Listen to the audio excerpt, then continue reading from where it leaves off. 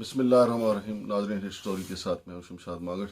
नाजरीन, Islamabad high court के 6 जजों के ख़त पर इस्लामाबाद में सुप्रीम कोर्ट का चीफ जस्टिस जनाब काजी फ़ायज़ ईसा की सरबराही में फुल कोर्ट इजलास हुआ है और ये बड़ा गर्मा गर्म इजलास था। और सुप्रीम कोर्ट के जजों ने अब अदलिया की आज़ादी के हवाले से और अदलिया की साख को मजरूह होने से बचाने के लिए ठान ली है।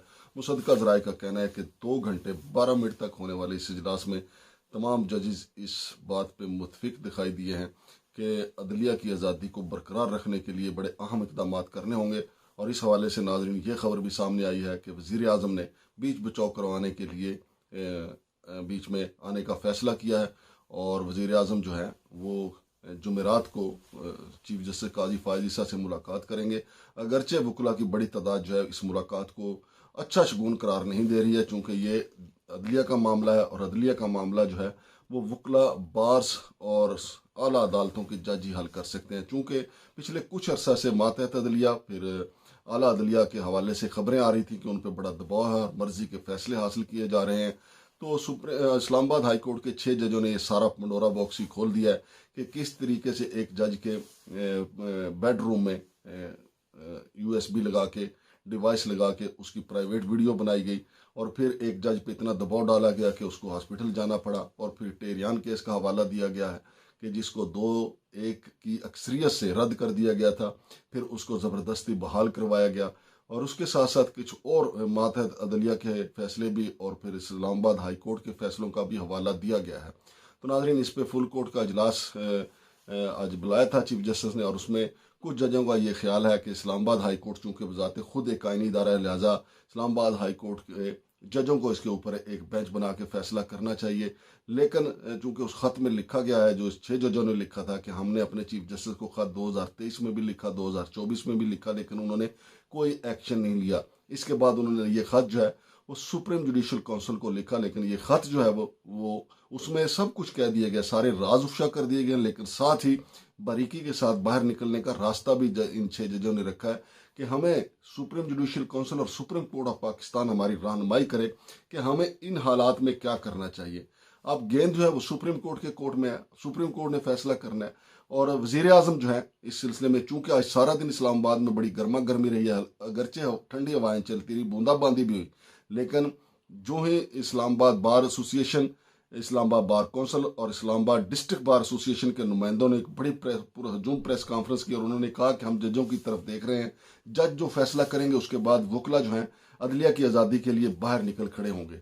चुनाचे इसके बाद जो है फिर फुल कोर्ट का इजलास हुआ। फिर फुल कोर्ट जो है रात 9 बजे तक जो है उसके फैसले का इंतजार रहा, लेकिन रात 9 बजे के करीब पता चला कि ये मामला अब कल होगा। फुल कोर्ट इजलास की कार्रवाई जुमेरात के रोज भी जारी रहेगी, लेकिन उस कार्रवाई से पहले जो है वो हमारे वज़ीर आज़म जनाब शहबाज शरीफ जो है इस सुप्रीम कोर्ट से खैर मांगने जाएंगे। वैसे भी जुमेरात जो है वो खैर का दिन है, देखते हैं कि उनको खैर मिलती है या नहीं। लेकिन एक अच्छी बात यह हुई है कि पहले तो हमारे जब चीफ जस्टिस उमर अता बंदियाल साहब थे, हमारे अस्करी सरबराहान खुद ही चले जाते थे, इसमें कोई ढकी छुपी बात भी नहीं होती थी। बताया जाता था कि जी फलां इदारे का फलां सरबराह जो है चीफ जस्टिस से मुलाकात के लिए वहाँ पे मौजूद है। लेकिन अब जो है उन्होंने वज़ीर आज़म को डाला है। वज़ीर आज़म जो है ताज़ा इलेक्शन में आए हैं, फिर उनके ऊपर भी आपको पता है कि मैंडेट चोरी का इल्ज़ाम है। लेकिन इस वक्त हमारी अदालतें जो हैं वो अपनी साख के हवाले से बड़ी टची हैं और सुना यह जा रहा है कि सुप्रीम कोर्ट के जजों का ज़्यादातर का ये ख्याल है कि बस बहुत होगी, अब हम अपनी आज़ादी के ऊपर कोई कंप्रोमाइज़ नहीं करेंगे। अगर 6 जजों ने अलम उठा लिया है तो बाकी को भी अलम उठाना होगा।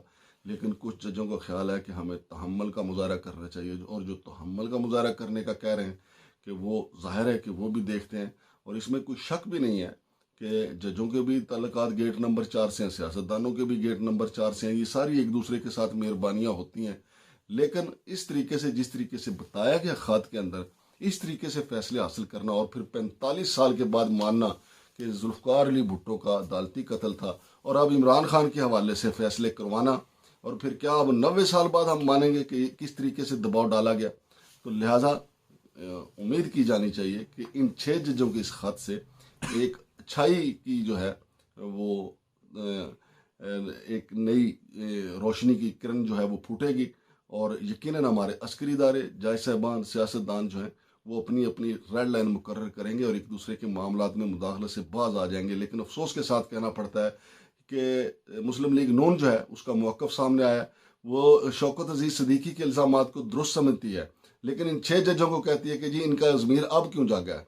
इसमें कोई शक नहीं है कि शौकत अजीज़ सिद्दीकी जो हैं वो तने तनहा जो हैं वो साबिक DGISI के हवाले से कहते रहे कि वो मुदाखलत कर रहे हैं, लेकिन ये 6 जज भी जो है 2023 से जनाब अरफान सिद्दीकी साहब ये भी 2023 से स्यापा कर रहे हैं कि हम पे बड़ा दबाव है, हमारे साथ ज्यादती हो रही है। फिर 2024 में भी खत लिखा है।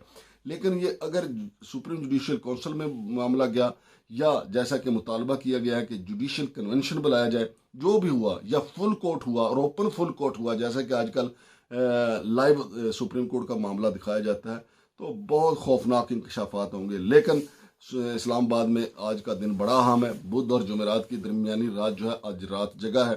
जिस तरह हम 27वीं रात को जागते हैं अपने गुनाह बख्शवाने के लिए, आज ताकतवर लोग जो हैं वो शाहराह दस्तूर पे गाड़ियां भागती हुई नजर आएंगी, मारगला रोड पे भागती हुई नजर आएंगी। कल सुप्रीम कोर्ट का क्या मूड होगा ये तो अब कल ही पता चलेगा। उसके बाद हम आपको बताएंगे कि सुप्रीम कोर्ट ने मजीद क्या किया है। शमशाद मांगट को इजाज़त दीजिए। अल्लाह हाफ़िज़।